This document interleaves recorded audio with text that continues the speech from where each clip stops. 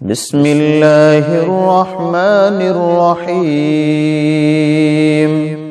يا أيها المزمل قم الليل إلا قليلا نصفه أو انقص منه قليلا أو زد عليه ورتل القرآن ترتيلا إنا سنلقي عليك قولا ثقيلا إن ناشئة الليل هي أشد وطئا وأقوم قيلا إن لك في النهار سبحا طويلا واذكر اسم ربك وتبتل إليه تبتيلا رب المشرق والمغرب لا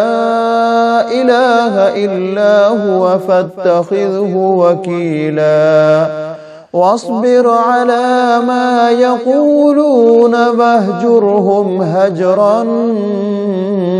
جميلا وذرني والمكذبين أولي النعمة ومهلهم قليلا إن لدينا أنكالا وجحيما وطعاما ذا غصة وعذابا أليما يوم ترجف الأرض والجبال وكانت الجبال كثيبا مهيلا إنا أرسلنا إليكم رسولا شاهدا عليكم كما أرسلنا إلى فرعون رسولا فعصى فرعون الرسول فأخذناه أخذا وبيلا فكيف تتقون إن كفرتم يوما يجعل الولدان شيبا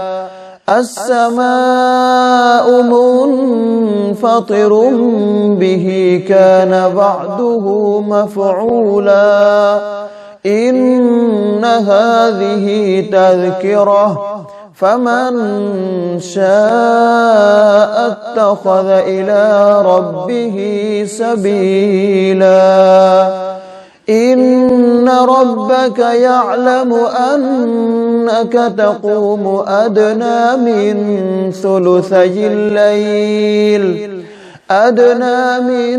ثلثي الليل ونصفه وثلثه وطائفة من الذين معك والله يقدر الليل والنهار علم أن لن تحصوه فتاب عليكم فاقرؤوا ما تيسر من القرآن علم أن سيكون منكم مرضى وآخرون يضربون في الأرض يبتغون من فضل الله وآخرون يقاتلون في سبيل الله فاقرؤوا ما تيسر منه وأقيموا الصلاة وآتوا الزكاة وأقرضوا الله قرضا حسنا وما تقدموا لأنفسكم من خير تجدوه عند الله هو خيرا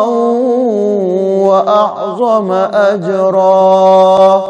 واستغفروا الله إن الله غفور رحيم